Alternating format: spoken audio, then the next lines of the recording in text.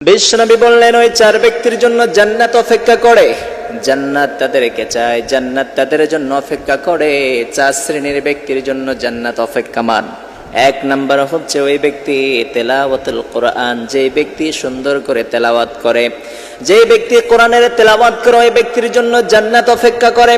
দ্বিতীয় নাম্বার হচ্ছে ওই ব্যক্তির জন্য রব্বুল আলামিনের জান্নাত অপেক্ষা করে, যে ব্যক্তি তার জবানকে হেফাজত করে। এই জবান দিয়ে ফাহিশা কথা কখনো বলে, এই জবান দিয়ে সর্বদা সত্য কথা বলে, এই জবান দিয়ে মিথ্যার আশ্রয় কখনো নেয় না, এই জবান দিয়ে ফাহিশা কথা বলে না।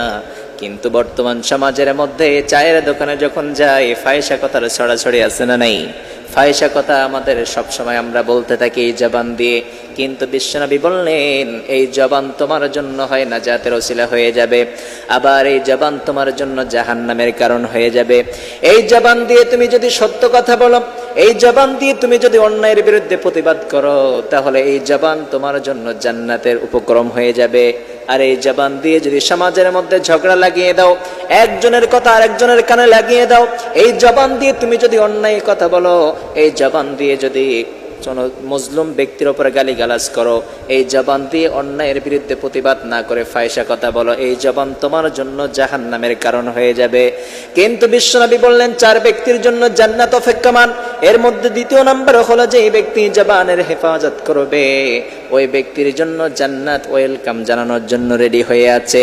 দ্বিতীয় নাম্বারে বিশ্বনবী বললেন, ক্ষুধার্ত ব্যক্তিদেরকে খানা খাওয়াতে পারলে, যেই ব্যক্তি ক্ষুধার্ত ব্যক্তিকে খানা খাওয়াবে তার জন্য জান্নাত অপেক্ষামান। তৃতীয় নাম্বার হচ্ছে যে ব্যক্তি ক্ষুধার্ত ব্যক্তিকে খানা খাওয়ায়। এই সমাজের মধ্যে অনেক ক্ষুধার্ত ব্যক্তি আছে যারা রেল স্টেশনে পড়ে থাকে, বিভিন্ন জায়গায় দেখা যায় যে ক্ষুধার্ত অবস্থায় পড়ে আছে। এদেরকে আপনি যদি খানা খাওয়ান, বিশ্বনবী বললেন তোমার জন্য জান্নাত অপেক্ষা করতেছে। চতুর্থ নম্বরে হলো রমাদান মাসে রোজা পালনকারী। এই চার প্রকারের ব্যক্তি যদি আপনি চার প্রকারের ব্যক্তির মধ্যে আপনি হন, তাহলে রাব্বুল আলামিন আপনার জন্য জান্নাত রেডি করে রেখেছে।